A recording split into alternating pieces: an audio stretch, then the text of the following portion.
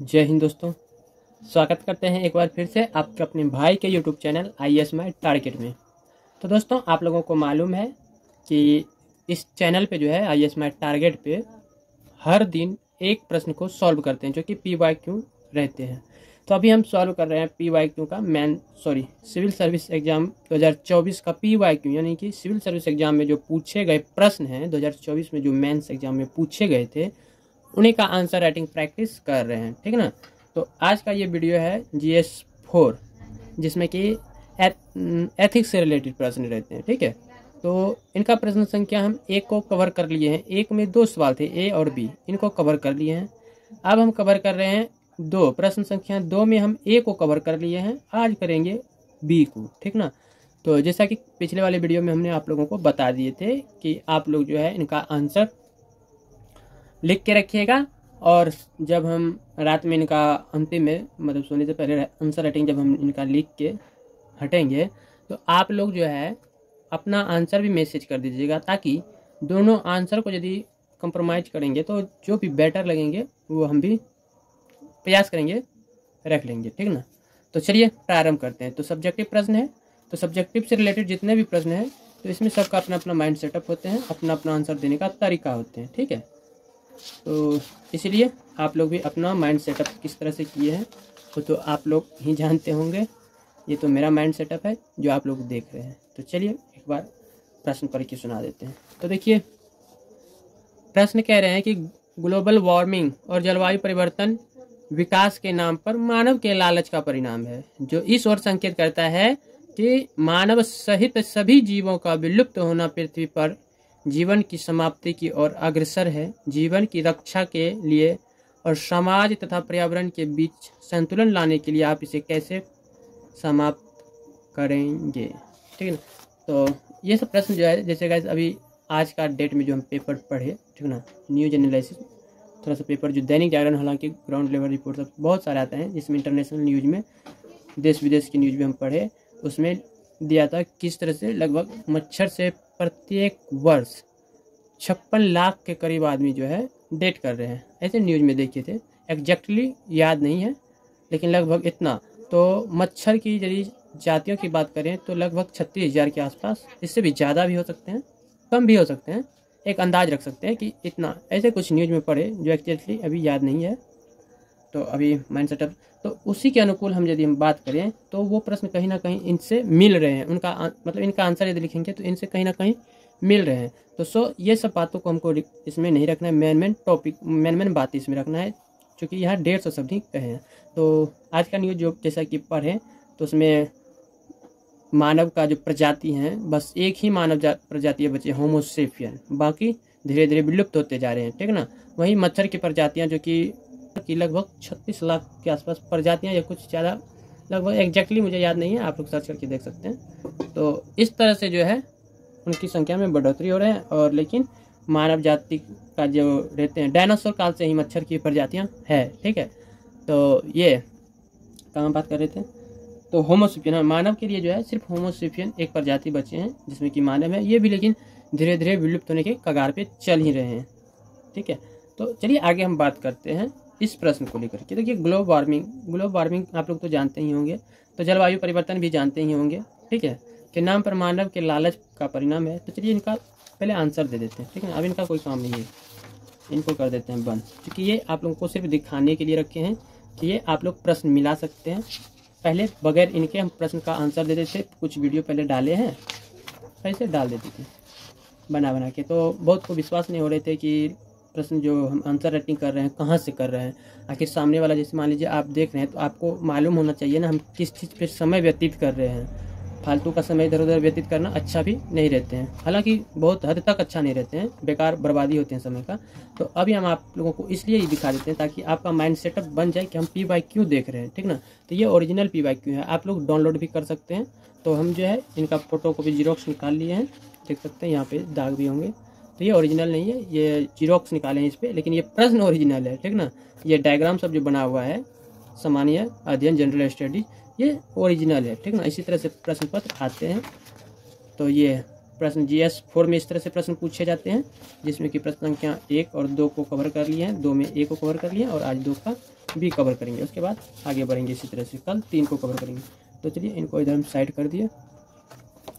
तो answer writing practice प्रारंभ किया जाए।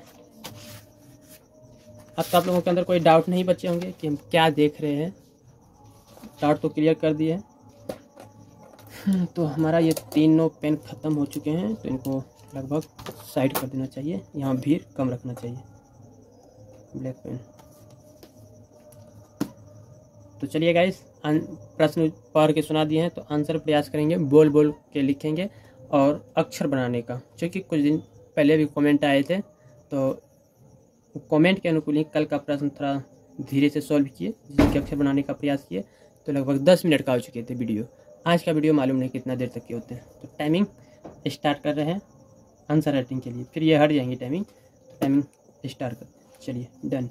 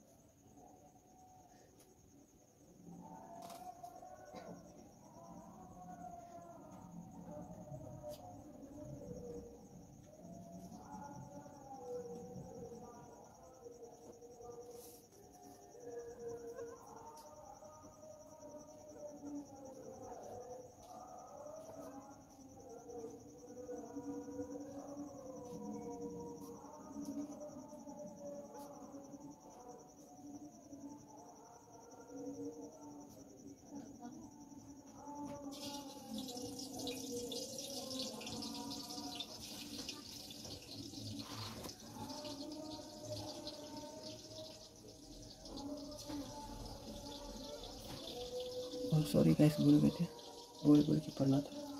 तो देखिए यहाँ हम लिखे हैं जैव विविधता, मतलब पर्यावरण में जैव विविधता आप लोग जानते हैं ना। तो जैव विविधता और मानव जीवन संकट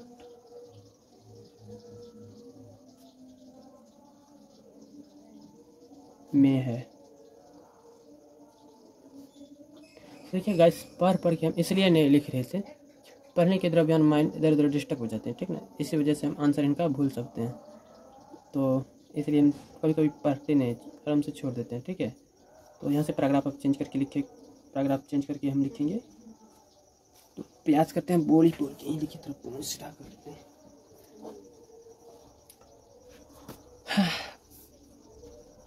चलिए प्रयास करते हैं बोल के, कहीं गड़बड़ ना हो जाए। तो देखिए यहाँ तक हम बता दिए कि जैव विविधता और मानव जीवन जो है क्या है, संकट में है। तो इसके लिए समाधान चाहिए, तो इसके लिए नहीं, इसके समाधान लिए एक्स्ट्रा शब्द हो गए, इसके समाधान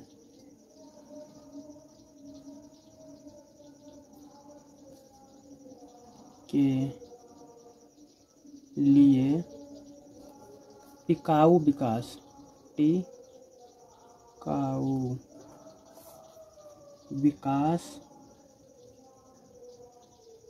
आवश्यक है।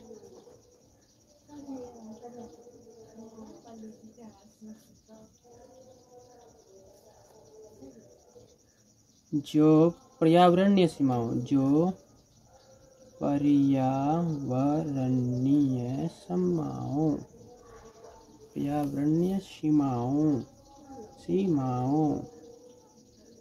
ठीक है, का सम्मान करता हो,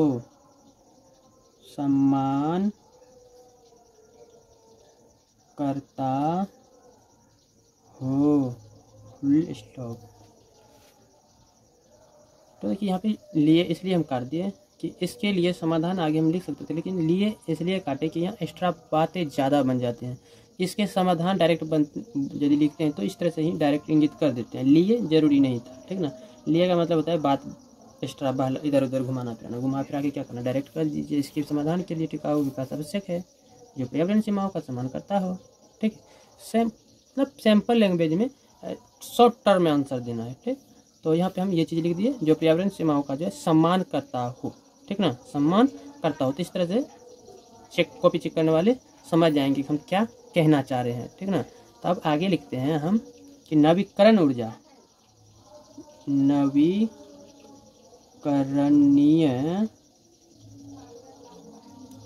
ऊर्जा, एक दो उदाहरण दे देते हैं। जैसे सौर ऊर्जा होगी आपका, और पवन ऊर्जा रख दीजिए, कोमा हरित प्रौद्योगिकी, प्रौद्योगिकी,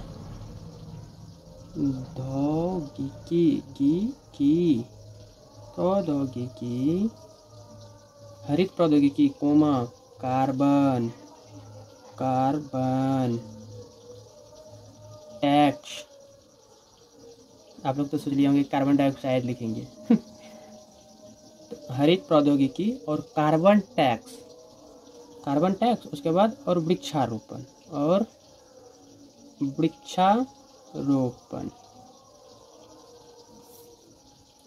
को बढ़ावा देना चाहिए। बताइए, फुल स्टॉप। कितना आसान है। थोड़ा सा छोटा सा लाइन ऐड कर दी, नवीकरणीय ऊर्जा, जैसे मैं उदाहरण दे दिए, सौर ऊर्जा, पवन ऊर्जा, ये हरित प्रौद्योगिकी, कोमा कार्बन टैक्स और वृक्षारोपण को बढ़ावा देना चाहिए। ठीक है, और भी कुछ है इसमें। ठीक ना, और इसमें ऐड कर सकते हैं। जैसे मान लीजिए जन जागरूकता,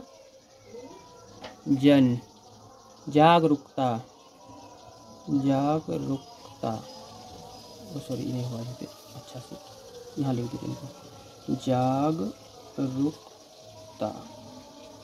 क्लियर से दिख रहे हैं? ये अच्छा है। जन जागरूकता है, कोमा शिक्षा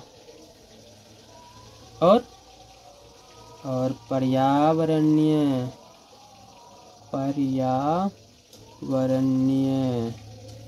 ठीक है, पर्यावरण पेचिंग। तो शिक्षा और पर्यावरणीय नैतिकता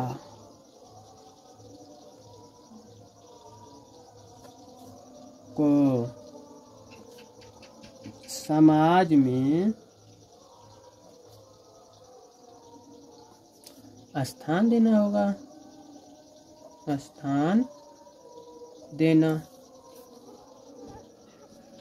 होगा, फुल स्टॉप दे दीजिए। जैसे नीति निर्माण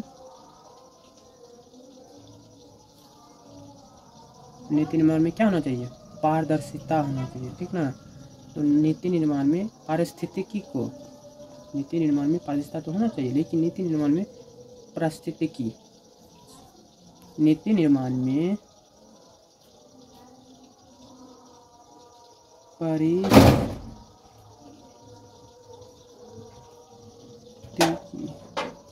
किंची की रिलेटिव आप ये बिलाई और ढन करे लावे। तो देखिए हमने यहाँ पे क्या लिखे, यहाँ से जन जागरूकता को शिक्षा और पर्यावरणीय नैतिकता को समाज में स्थान देना होगा। बात तो सही है, क्लियर। उसके बाद नीति निर्माण में पारिस्थितिकी को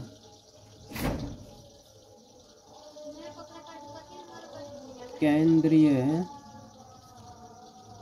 भूमिका मिलनी चाहिए,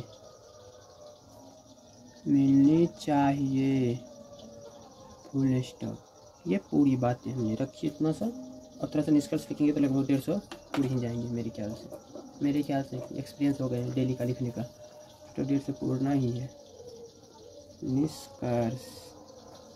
निष्कर्ष लिखेंगे तो 150 पूर्ण जाएंगे। तो चलिए निष्कर्ष में लिख देते हैं। एक स्कोप, हम अपना स्कोप रख रहे हैं कि संतुलन, ये बातें हमने प्रश्न के अनुकूल कहे, ठीक ना। ये बातें जो अभी हम यहाँ तक लिखे भूमिका मिलनी चाहिए, इनके अनुकूल हम बातें कहे। जो प्रश्न का आंसर मांग रहे थे इन्हीं के अनुकूल, ताकि कॉपी चेक करने वाले जैसे पढ़े तो उनको पता चल जाए हम क्या कहना चाह रहे हैं। शॉर्ट टर्म में लिखे हैं, ठीक ना।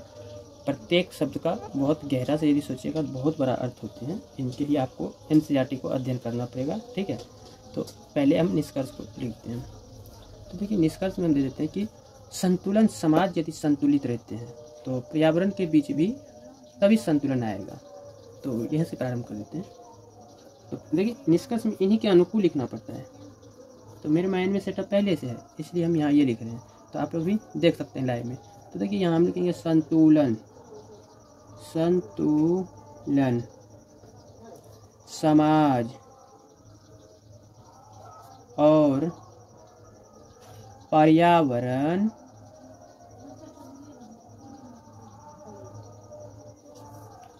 के बीच तभी आएगा जब हम विकास को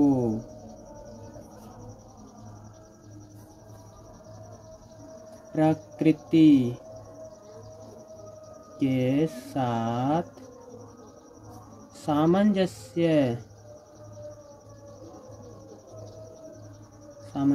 में परिभाषित करें, ना कि प्रकृति के विरोध में। Full stop. तो ये निष्कर्ष। तो देखिए निष्कर्ष में लिखिए संतुलन समाज और पर्यावरण के बीच तभी आएगा जब हम जो है विकास को प्रकृति के साथ सामंजस्य में परिभाषित करेंगे। प्रकृति के साथ, तो प्रकृति के साथ में यहाँ पर डबल डैश मार देते हैं। मेन टॉपिक है, मेन पॉइंट है, परिभाषित करें, ना कि प्रकृति के विरोध। प्रकृति के विरोध में। क्लियर है। तो अब आप लोग बताइए अपना आंसर आप लोग किस तरह से तैयार किए हैं। कृपया करके एक बार मैसेंजर में सेंड कर दीजिए, ताकि प्रयास करेंगे आपके आंसर को हम पढ़ें, ठीक ना। तो चलिए गाइस अब एक बार पढ़ के सुना देते हैं फाइनली आंसर में हमने क्या दिए। पूरा शॉर्ट टर्म में दिए हैं। प्रश्न देखिए लगभग कितना बड़ा है, तो इससे भी हम छोटा में आंसर दे दिए हैं। लगभग में 150 सब कह रहे थे, तो आप लोग काउंटिंग कर सकते हैं। 150 से कम भी हो सकता है, ऐसा नहीं है कि 150 ही पढ़ जाएंगे, कम भी हो सकते हैं। इस बात को हम एक्सेप्ट करते हैं। लेकिन इतना ही शब्द में हम इतना बात कह दिए हैं। यदि आप लोग इनको ध्यान से समझिएगा क्या क्या बातें रखें, तो संभवतः आप लोग समझ जाइएगा, ठीक ना। तो देखिए प्रश्न के अनुकूल आंसर लिखे हैं कि ग्लोबल वार्मिंग व जलवायु परिवर्तन विकास की अंधी दौर में जो है मानव लालच के परिणाम है, ठीक ना। मानव लालच के परिणाम है। यहाँ तक लिख दिए। जैव विविधता और मानव जीवन संकट में है। इसके कारण लालच में तो है, और लालच के कारण ही जो है प्राकृतिक का जो चैन होते हैं, सर्कल, वो खतरे में है। और सिर्फ वही को खतरे में नहीं है, ये मानव जीवन भी खतरे में। जैसे अभी हम आपको एक उदाहरण के तौर जैसे प्रारंभ किए, तो आपको बताएं कि आज हम न्यूज़ में पढ़े इंटरनेशनल रिलेशनशिप, विदेश का जो अंतर्राष्ट्रीय मुद्दा होते हैं, तो अंतर्राष्ट्रीय मुद्दा में जो न्यूज आए थे उसी में एक कोना में दिया हुआ था कि डायनासोर के काल से ही मच्छर की प्रजातियां लगभग, एग्जैक्ट हमको अभी याद नहीं है पेपर की बातें, लेकिन ये मोटा मोटी बातें याद है कि एक प्रोफेसर ने बताए थे कि लगभग जो है स्वास्थ्य संगठन, जो कि UNO स्वास्थ्य संगठन है, अंतर्राष्ट्रीय स्वास्थ्य संगठन, उन्होंने ये प्रारूप तैयार करके दिए हैं, जिसमें कि उनके अनुकूल कहा गया है कि प्रत्येक वर्ष जो है 56,000 या कुछ ऐसे, शुरू में कितना बोले अभी कितना बोले एग्जैक्टली मालूम नहीं है। आप लोग आज का देख सकते हैं, या आप लोगों को न्यूज़ का पेपर ही दिखा देंगे, ठीक ना। तो आगे पहले पढ़ लेते हैं। तो जिस वजह से जो है यहाँ पर हम इनको ये बातें रख दी कि जैव विविधता और मानव जीवन भी संकट में है। मानव का जीवन भी संकट में, क्योंकि अभी मानव की एक ही प्रजातियाँ हैं, होमो सेपियन, ठीक ना। बाकी मच्छर की बहुत सारी प्रजातियाँ हैं।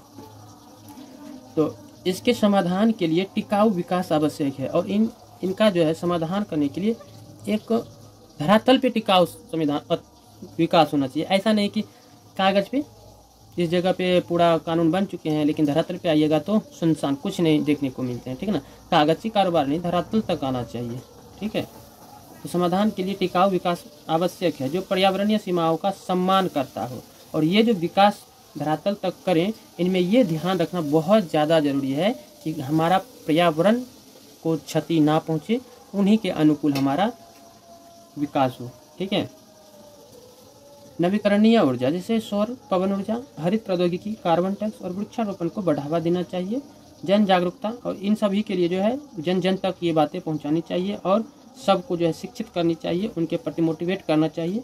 तो जन जागरूकता, शिक्षा और पर्यावरणीय नैतिकता को समाज में स्थान देना होगा। नीति निर्माण में पारिस्थितिकी को केंद्रीय भूमिका मिलनी चाहिए, और जब भी कानून का निर्माण हो या कोई नीति बने, कोई नियम बने विकास को लेकर के, तो उसमें पारिस्थितिकी जो है, उन परिस्थिति को लेकर के केंद्र सरकार की मुख्य भूमिका होनी चाहिए, मिलनी चाहिए। परिस्थिति पे चर्चा होना चाहिए। जब किसी भी नीति का निर्माण हो तो परिस्थिति को लेकर के केंद्र में चर्चा होना चाहिए, तब जाके वो बिल या तैयार करना चाहिए या पास करना चाहिए। इसके बाद निष्कर्ष में हम लिखें कि संतुलन समाज और पर्यावरण के बीच तभी आएगा जब हम विकास को प्राकृतिक के साथ सामंजस्य में परिभाषित करें, ना कि प्राकृतिक के विरोध में, ठीक ना, ना कि उनके विरोध में। तो ये था कुछ आंसर। बाकी अब आप लोग क्या लिखिएगा हमको तो मालूम नहीं। अब हमको तो ये भी मालूम नहीं कि ये जो आंसर हमने दिए किस हद तक ये सही है, क्योंकि हमने ना तो कभी इनका कोचिंग किए हैं ना कभी। हालांकि एनसीईआरटी से ये सब प्रश्न अपने मतलब आप जब अपने खुद से स्टडी कीजिएगा, एनसीईआरटी पढ़िएगा, तो लगभग अपने से ये सब प्रश्न आसान लगने लगते हैं। थोड़ा इधर उधर सपोर्ट भी ले लिया कीजिए तो लगभग बनने लगते हैं। जब प्रारंभ कर दीजिएगा तो प्रारंभ करके देखिए, अंत तो अपने हो जाते हैं। इसलिए कहते हैं आंसर लिखना प्रारंभ कीजिए, अंत जरूर है। तो चलिए मिलते हैं कल के वीडियो में। कल प्रश्न संख्या 3 को देखेंगे। प्रश्न संख्या 3 को देखने से पहले अब हमको जो है थोड़ा कॉपी खरीदना पड़ेगा। तो कॉपी लगभग स्टॉक में है, तो ये देख सकते हैं, इन्हीं पर प्रारंभ करेंगे।